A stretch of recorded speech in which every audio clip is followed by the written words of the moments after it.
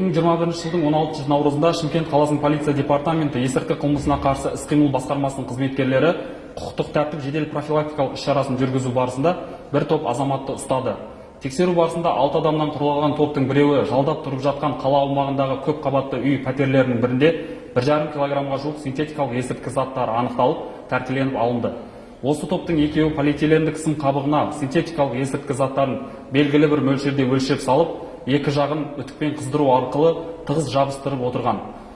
Бөлшектеп қойылған синтетикалық есірткі заттарын сату мақсатында аталған топтың жетекшісі әлемге танымал бір наркобаронның атымен әлеуметтік желіде ашылған чатта алушыларды тауып отырған.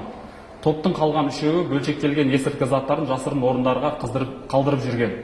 Қазіргі таңда аталған азаматтардың қала аумағында осыған ұқсас басқа да қылмыстарға қатыстылығы тексерілуде. Полиция қызметкерлері аталған азаматтардың іс-әрекетіне тексерудің нәтижесі бойынша құқықтық баға беретін болады.